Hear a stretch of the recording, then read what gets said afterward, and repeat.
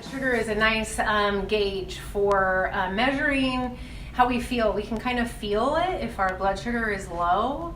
It doesn't feel so good. We might feel dizzy. We might feel a little hangry. And then high blood sugar doesn't really feel like anything different, but we can take a look at what we're eating and kind of estimate, is that maybe a lot or is that the right amount of energy for me? So I'm going to draw a typical pattern for blood sugar. When we wake up in the morning, it's a little low, and then we eat, and then our body puts the sugar into the cells, and then we go on and we get hungry again, and then we eat again, and then our body puts the sugar into the cells and the sugar comes back down. So this is what we want it to look like. Next month, we're going to come back together and do some more talking about how to optimize blood sugar. But basically, we're looking for most of our time to be spent in this normal blood sugar range. Now, if you're somebody who has high blood sugar or diabetes or pre-diabetes, these are really good things to seek out a dietitian and talk to about your personal situation, your personal diet, your personal blood sugar numbers, and a registered dietitian can get you set up with a plan. So if your body's functioning normally, then we're looking to put some carbohydrates in and then get them into the cells to fuel your body, and then it'll come back down. So the two things we're trying to avoid is hanging out up here too long or hanging out down here, okay? So one way that our blood sugar can get too high is if we eat too much carbohydrates. So what's too much? That's kind of a big question. This is going to be dependent on your activity level. If you're sitting around on the couch, it's probably not going to take as much. If you're out there going for a jog, it might take a little more. So I can't really give you a number or a recommendation of how much carb is okay, but I will give you an example.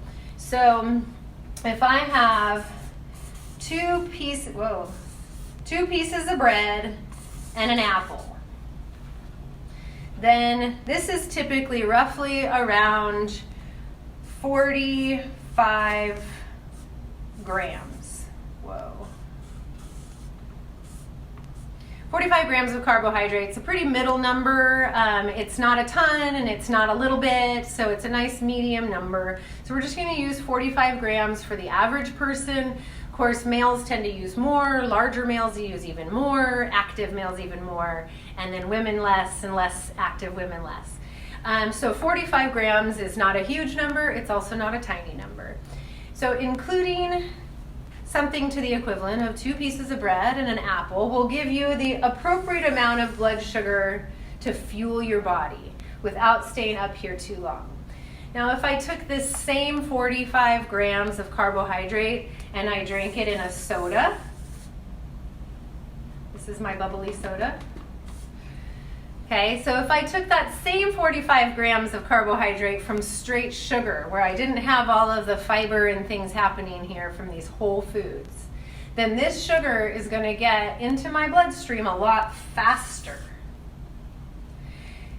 And my body doesn't have quite as much time to get it out of the blood and into the cells. So that's how we can end up staying up in this high range too long.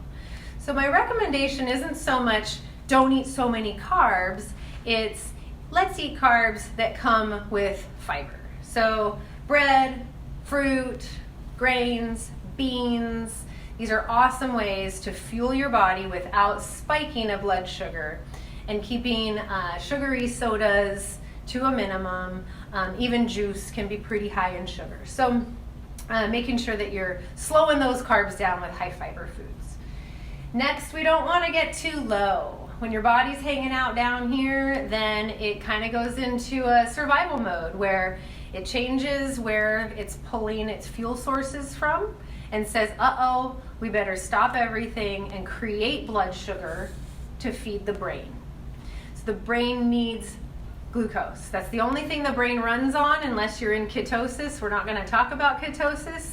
By the way, it's not a very good idea, but the brain will prioritize energy So it will say, nope, we're not going to be taken from fat stores. We are going to just make sugar for the brain. So hanging out down here, how would I end up there? Well, if you waited too long to eat, then your blood sugar might drop and your brain might say, oh, it's time to create some sugar. So don't wait too long. The biggest message is eat when you're hungry, stop when you're full, and try to get this blood sugar to be even. Now,